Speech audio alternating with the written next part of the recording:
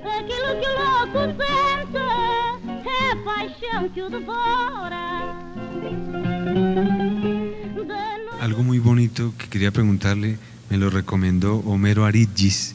Homero Aridgis es un poeta mexicano que, según el maestro Leclésio, debiera ganar el Nobel de Literatura.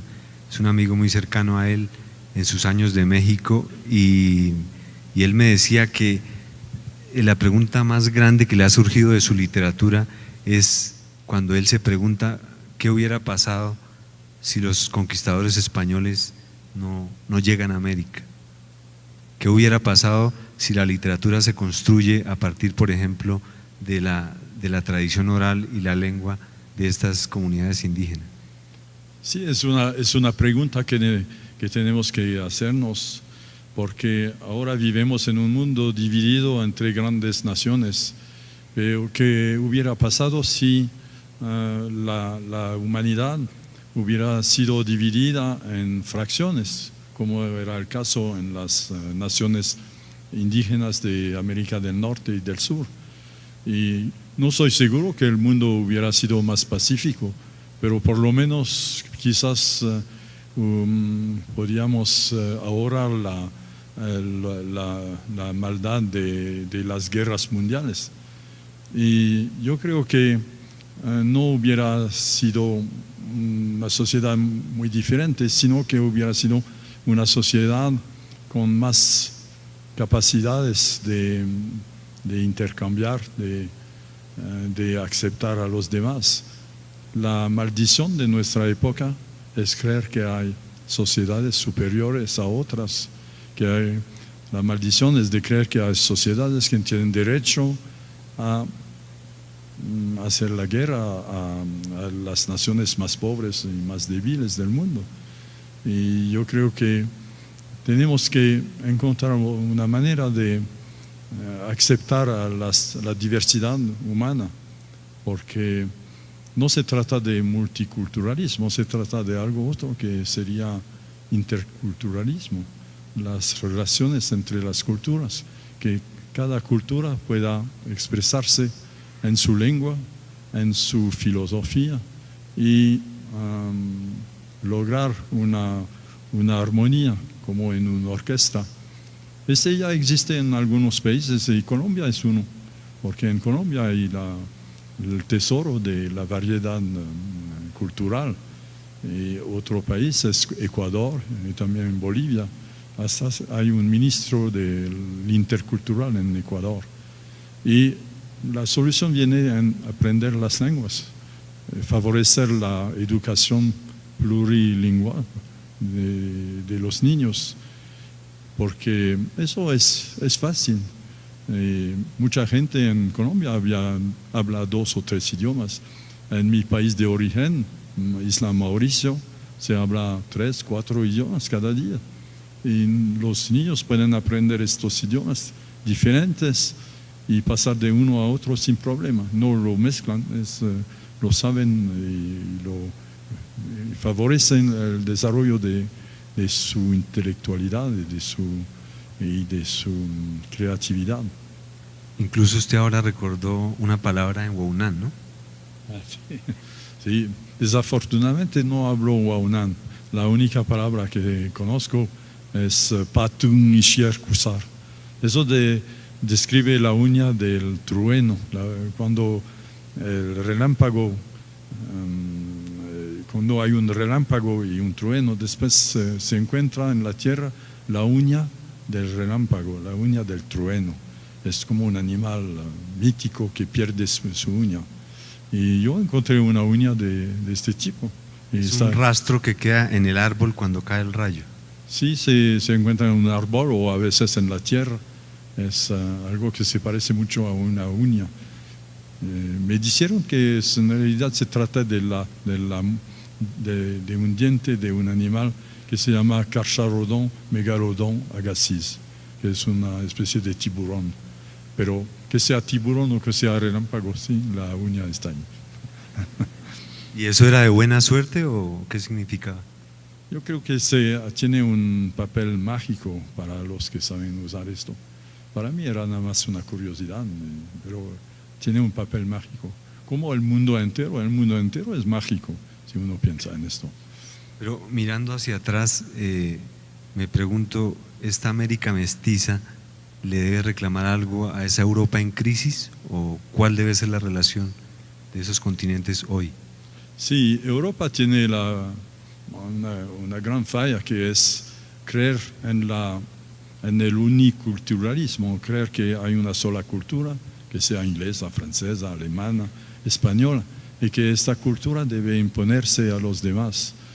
Mi familia es de origen bretón, de Bretaña. Ahí se habla un idioma diferente del francés. Y la revolución, hubo en Francia una influencia muy positiva, porque logró por fin la igualdad entre los habitantes de Francia, a pesar de que no lograron inmediatamente abolir la esclavitud. Pero había también fallas. Una de las fallas era no aceptar a los demás. Y mi abuelo, que era bretón, tenía pelo largo, precisamente como muchos de los indígenas. Y era prohibido porque era señal de pertenecer a la reacción, a los realistas.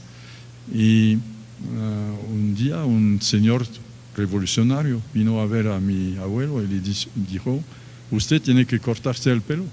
Y él sacó su espada y dijo: primero hay que pasar por la espada. Y después tuvo que irse y se fue a Isla Mauricio. O sea, yo no tendría problema. ¿Cómo? Digo, yo no tendría problema. No. Sí, sí. No, es para decir que en Europa hay ideas fijas. Por ejemplo, hay muchos debates sobre la identidad en Francia. Son debates completamente falsos, porque la identidad es múltiple. No hay un francés típico como no hay un español típico o un colombiano típico. Es una mezcla de influencias, de antecedentes, de componentes.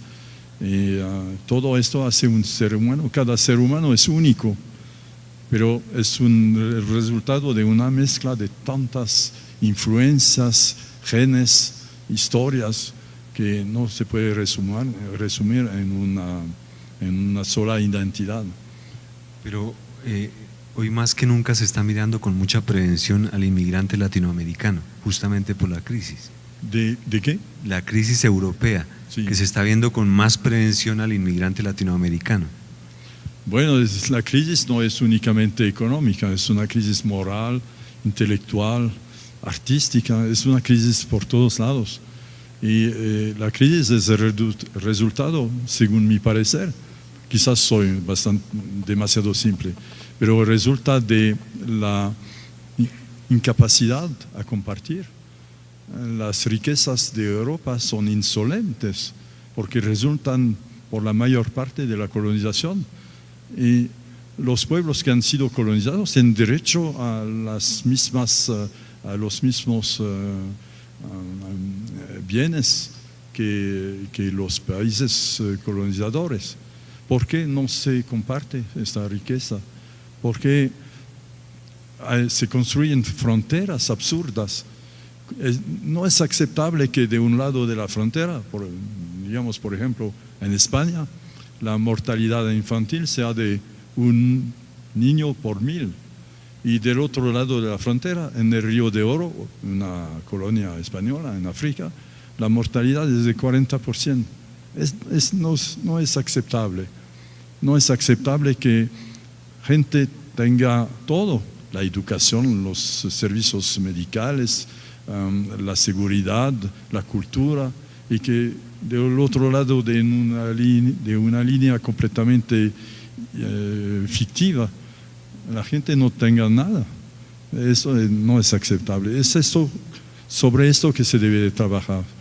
Y si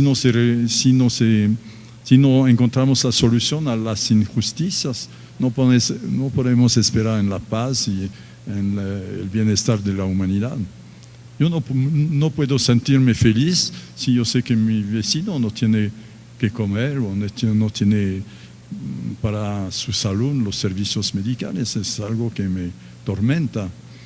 Y Bueno, la literatura no es una solución, pero es siempre una posibilidad de hablar con media voz o con una voz muy fina sobre estas cuestiones. Usted está hablando de igualdad y perdone que me salga del tema literario, pero esta semana en Francia acaban de aprobar el matrimonio igualitario para parejas homosexuales y en Colombia no se ha aprobado. ¿Cuál es su opinión de ese tema? No, para mí no es un problema, se trata de un matrimonio civil, no es problema. No veo dónde está el problema. Y le hablo ahora de, no quiero que se me escape hablar de un colombiano que tiene mucho que ver con Francia y es Álvaro Mutis. Usted me contaba el otro día que fue Álvaro Mutis quien lo introdujo a la lectura de Juan Rulfo y de Gabriel García Márquez. ¿Nos puede contar eso cómo fue? Sí, en aquella época yo estaba en la Ciudad de México haciendo, le va a dar risa, mi servicio militar. En realidad era servicio civil. Yo trabajaba como empleado del Instituto Francés de América Latina, dando cursos de lengua y cursos de literatura. Y encontré por el medio de un amigo, encontré a Álvaro Mutis y me cayó muy bien este señor. Él me enseñó, fue el primer contacto creo con la literatura latinoamericana moderna, especialmente con Gabriel García Márquez, pero también él hablaba de Juan Rulfo y de las escuelas literarias mexicanas. Y en aquel tiempo yo había leído un librito que me gustó muchísimo, que era el diario de Legumberry. Álvaro Mutis pasó varios meses o quizás un año en una prisión que se llama Legumberry, que está en la Ciudad de México. Y fíjese que ahora son los archivos ahí. Y yo he ido varias veces a consultar documentos. Había una prisión de mujeres, prisión de hombres, ambos ahora es uno de los lugares de los archivos nacionales de México. Así que ese encuentro con Álvaro Mutis me abrió los ojos sobre la literatura de expresión iberoamericana. Y después encontré muchos autores que me encantaron. Pero usted dijo después que después de repasar la cultura latinoamericana se quedaba con Rulfo y García Márquez como los dos grandes. Sí, para mí el autor estupendo del siglo XX fue Juan Rulfo. Juan Rulfo, que escribió únicamente 2 libros, una colección de cuentos que se llama El llano en llamas, y una novela que se llama Pedro Páramo. Y esta novela influyó mucho sobre García Márquez y él se inspiró de temas y pasajes de esta novela para 100 años de soledad. La diferencia entre los dos es que Rulfo era un pesimista total. Él se murió alcohólico, se murió de desesperación. Y García Márquez dio una dimensión, yo creo, más humana, una dimensión humanista a esta novela. Pero estos 2 escritores son escritores mayores de nuestro tiempo que cambiaron totalmente la idea de la novela. En las naciones indígenas de América del Norte y del Sur. Y no soy seguro que el mundo hubiera sido más pacífico, pero por lo menos quizás podríamos ahorrar Leclésio debiera ganar el Nobel de Literatura. Es un amigo muy cercano a él en sus años de México y él me decía que la pregunta más grande que le ha surgido de su literatura es cuando él se pregunta qué hubiera pasado si los conquistadores españoles no llegan a América. ¿Qué hubiera pasado si la literatura se construye a partir, por ejemplo, de la tradición oral y la lengua de estas comunidades indígenas? Sí, es una pregunta que que tenemos que hacernos, porque ahora vivimos en un mundo dividido entre grandes naciones. Pero ¿qué hubiera pasado si la humanidad hubiera sido dividida en fracciones, como era el caso? Aquilo que o louco sente é paixão que o devora. Algo muy bonito que quería preguntarle, me lo recomendó Homero Aridgis. Homero Aridgis es un poeta mexicano que, según el maestro